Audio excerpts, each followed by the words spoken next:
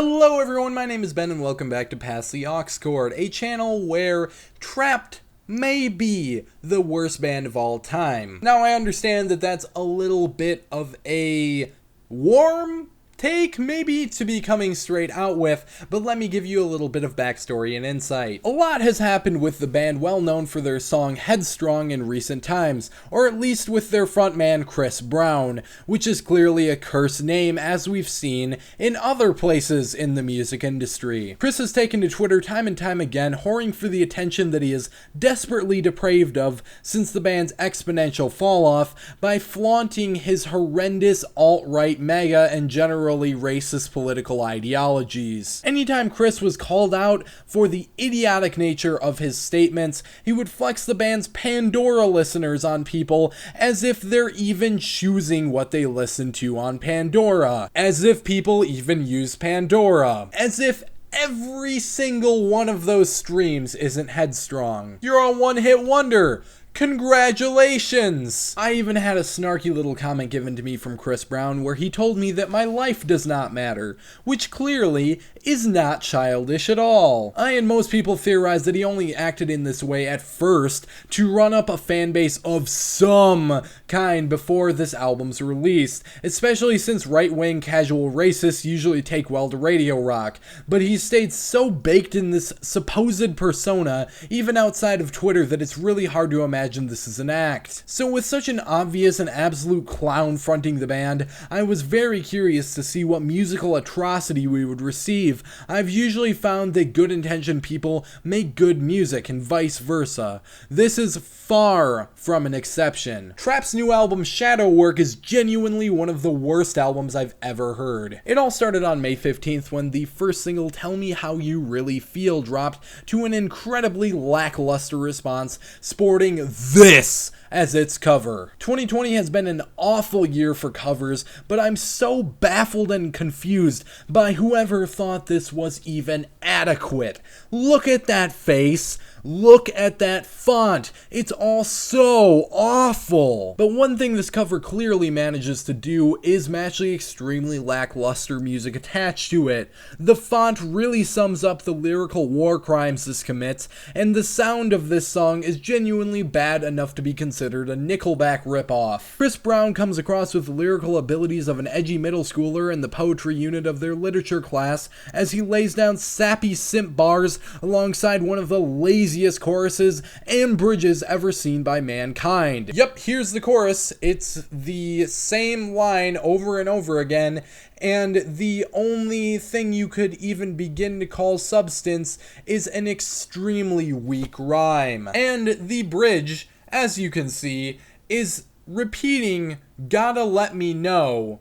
a whole 12 times. All of it accompanied by a sound and style that is the most blatantly sterile, generic, tedious radio rock style that also continues through the rest of this painstakingly generic album, loaded full of copy-paste guitar riffs and whoa backing vocal bullshit. Then we got Make It Out Alive, which is really hard to make it out alive from, and it also serves as a great opener for the album because of that. Also, incredibly goofy cover here as you would expect, and it really symbolizes the goofy political ideologies of the frontman pretty damn well. This song is somehow even more mind-numbing and repetitive than the last one that we mentioned, as most of the lyrics consist of repeating the song title over and over again. I'm sure they really thought this one was going to be a banger of a track that would be fun to play at their notoriously wild live shows, as it takes a heavier and faster tone though. Finally, there was Far Enough Away, which is once again as Hallmark card sappy as the cover that comes with it, as well as the font on that cover. This is a somehow bombastic acoustic track, something they seem to have a raging hard-on for here. This song is one of the worst uses of this format ever though, even though it's been used countless times and it is an awful format. I have no idea of Chris Brown's marital status, but I'm sure all 10 of the Trapt fans out there are going to be bumping this track while crying about their second ex-wife who left them because she was tired of finding holes punched in the walls. The song that actually follows this one on the album's track listing is Turn Me Around Again, which is the closest thing that you could do to actually putting the same song back to back on an album. It is that close. And after that is one of the funniest moments while still being insufferably boring, called Trying Too Hard. The funny part here is that they are, in fact, trying too hard, while putting in some real heavy chuggy riffs and the pathetic vocalist straining his vocal cords to try to get some sort of gravelly grit on his voice. The song's lyrics mostly consist of the words trying too hard, as the title would suggest again, and I like to envision this track as a self-aware song about how they are in fact trying too hard, but instead this is some sort of romantic relationship bullshit. Then Let Me Down Slowly is one of the most pathetic acoustic rock tracks ever, filled to the brim with more simp shit. Just listening to the drums alone gives me the indication that there are tens if not hundreds of local Christian bands in the world that have a million times more bite than indicated on this song. And the next track, he can apparently get far enough away as contradicted by one of the earlier tracks. In fact, he can get too far away, as the title of the next song suggests. An incredibly generic song about the kind of toxic relationships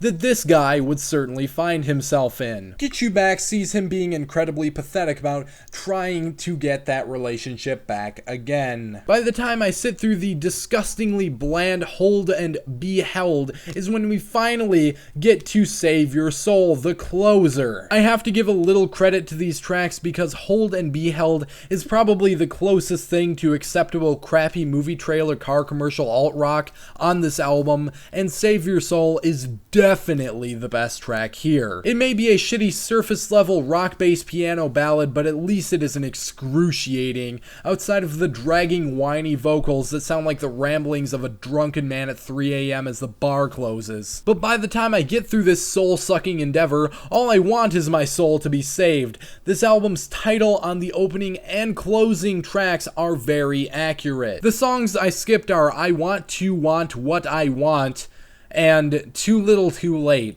which all can be derived from the titles and everything you know about the album already. I've said it before that a record can do a lot of things wrong, but being boring is the absolute worst possibility, because now you've completely destroyed the chances of it being so bad it's good.